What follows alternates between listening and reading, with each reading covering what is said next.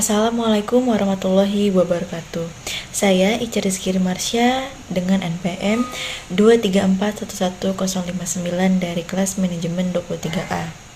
Di sini saya akan menjelaskan materi mengenai ilmu ekonomi makro.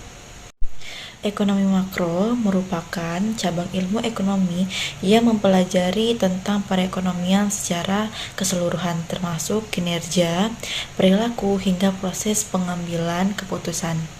Ekonomi makro mempelajari ekonomi secara keseluruhan, studi ekonomi khusus yang dalam skala besar menyeluruh.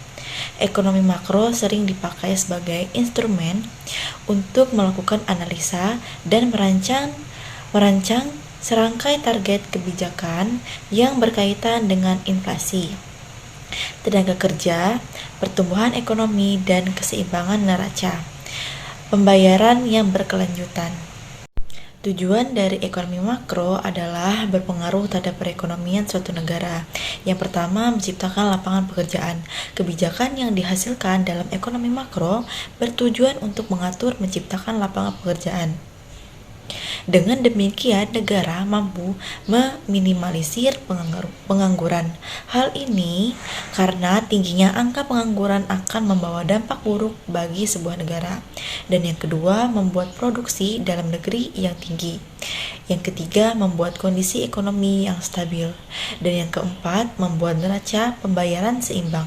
Dan yang kelima, membuat pendapatan penduduk yang merata. Selanjutnya, adapun kebijakan dalam ekonomi makro, yang itu adalah kebijakan fiskal.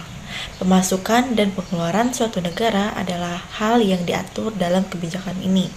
Pemasukan atau penghasilan negara bisa didapatkan dari pajak yang dibayarkan oleh setiap warga negara.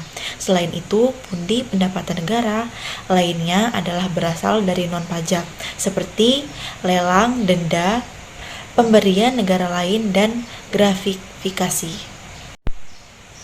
Dan adapun kebijakan moneter. Kebijakan ini menjadi pembeda antara ekonomi makro dan ekonomi mikro. Kebijakan moneter berfungsi untuk mengukur seberapa banyak dana yang telah dilakukan oleh bank sentral pada suatu negara.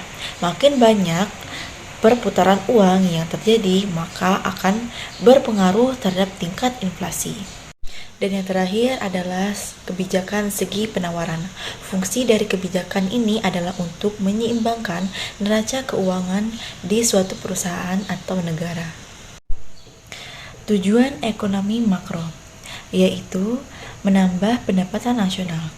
Menambah pendapatan nasional dengan mengetahui berapa jumlah pendapatan nasional Indonesia, maka dapat mengukur pertumbuhan ekonomi dengan lebih jelas.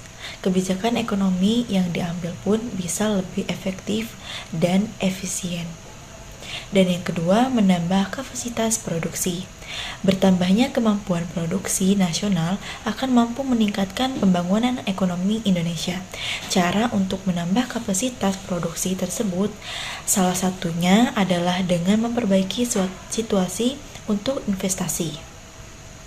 Dan yang ketiga adalah membuka lapangan kerja. Adanya peluang kerja karena meningkatkan produktivitas nasional, pada gilirannya akan mampu meningkatkan kapasitas produksi. Mengendalikan inflasi adalah salah satu penyebab inflasi adalah karena terlalu besarnya permintaan terhadap sebuah komoditas. Akibatnya, harga komoditas tersebut melambung tinggi. Dan yang terakhir adalah mewujudkan kestabilan ekonomi. Kestabilan ekonomi Indonesia baru dapat tercapai jika dua variabel ekonomi makro berjalan seimbang. Kedua variabel tersebut adalah neraca pembayaran dan tingkat permintaan persediaan barang. Adapun permasalahan ekonomi makro yang terjadi di Indonesia. Yang pertama, adanya permasalahan pada perbankan dan kredit macet.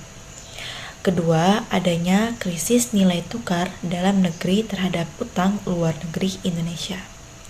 Ketiga, adalah persoalan tentang pengangguran dan kemiskinan. Dan yang terakhir adalah permasalahan ekonomi makro yang sering muncul pada konteks bisnis adalah penyoal pertumbuhan ekonomi itu sendiri. Baik, itu saja materi yang dapat saya jelaskan. Saya Ica Rizky Marsha. Wassalamualaikum warahmatullahi wabarakatuh. Audio Jungle.